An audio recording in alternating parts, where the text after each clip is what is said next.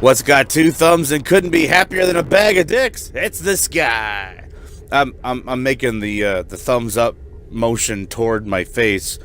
You know, when I say this guy, oh, forget it. So yeah, that's one of the bigger ships there in the bottom. We're gonna see a little bit more of it in just a few minutes.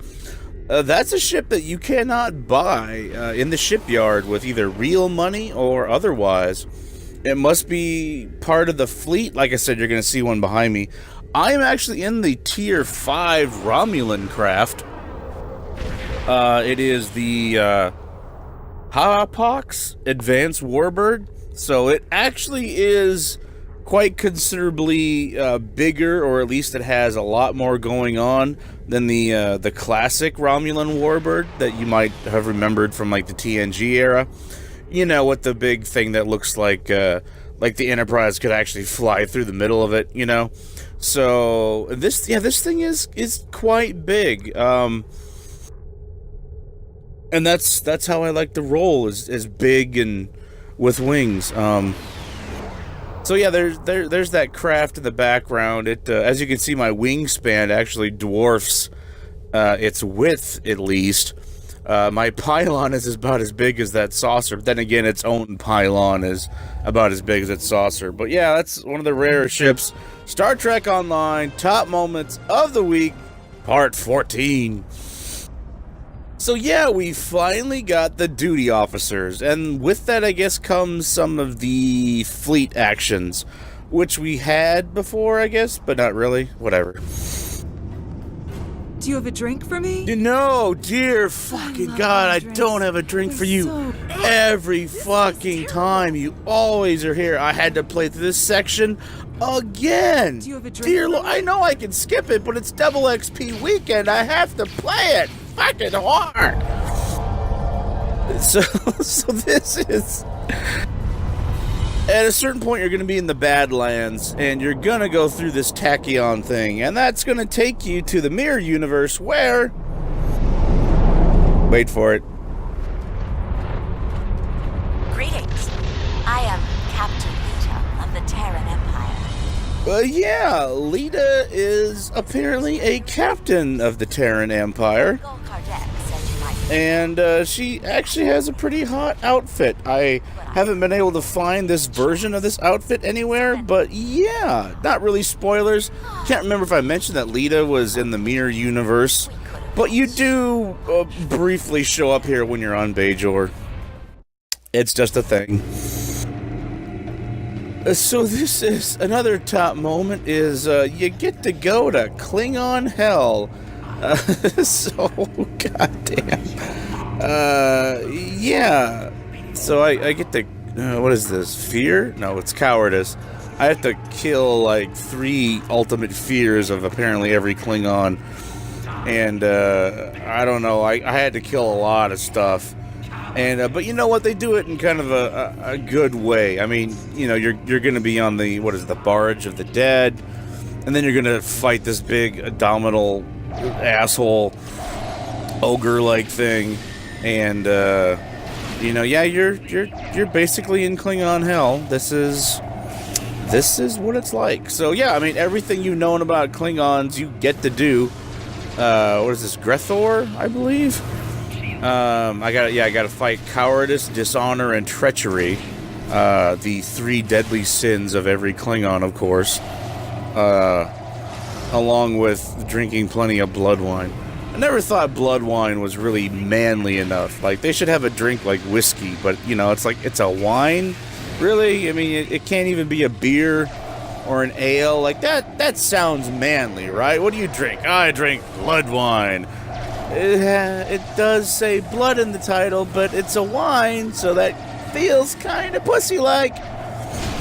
So, how about blood ale? Now, that would be kind of cool, but no, it's pretty much blood wine is the only drink from the Klingons. But yeah, you get to go to their hell. But don't worry, it's actually, it's done really well. Because you could argue, is this really happening? So, that was a brief look. This is the Hirogen. Yeah, they actually show up on a jungle-like planet. Kind of fitting. They're not a main part of the story. They're not like the Borg or anything. They don't have their own huge storyline, but you do run into them. I almost never kind of liked these guys. It felt like somebody watched Predator one too many times and figured, I'm going to put them in Star Trek. Yeah, the fucking Hirogen just, they didn't work. The whole war paint, bright blue armor, no, go fuck yourself.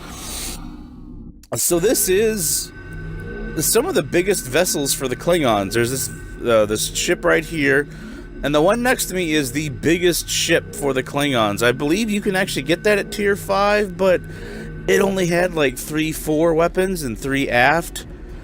And its turning radius was like a 6 or something, or it was really slow. I've got so many really slow turning vessels that it's not even funny. I wanted something with a little bit more pep. So the Klingon vessel you see me have is actually a Tier 5 as well. So this is the top 3. So this is one of the cooler moments. Here I am Federation, but I believe I'm taking on one particular alien class. You're gonna see them come up next, but I'm gonna save that for that. So this is kind of a cool mission where you're actually, I don't think you're actually at warp, but you're definitely at speed, or you're meant to be at speed, and you're trying to, you're following this one other guy. You're supposed to be protecting him, and you get attacked while you're actually following these giant pieces of planet. And like I said, it's kind of cool. Like I said, it can't be while you're all traveling at warp, because then that would mean that they're subspace weapons, and those are outlawed. So, it just has to be really, really fast, apparently. But it is one of the cooler moments. This is my Tier 5, what do you call it? Advanced Heavy Cruiser. No, sorry, it's a Tier 6. I actually had to pay for it. But it's pretty freaking cool. But yeah, so this is definitely when they're starting to show you that they can do some other stuff. They do like to break away from the norm every once in a while and give you some cool environments. And I thought, you know what? Somebody really went to some effort to make this. So you know what? I'm gonna highlight it. But yeah, it's pretty cool. Massive asteroids. Traveling with them. Number 2. The Breen. So not only are they in the game, they actually have their own little mission arc that come right up before the Borg. And the reason why they're not worth just mentioning by themselves is because of this particular mission where you got to question a prisoner Breen. And if you answer wrong, you actually have to restart the mission, which means you have to redo, some hypo spray analysis kind of stuff in the early part. It takes you about 3 minutes to go through it again, maybe 4.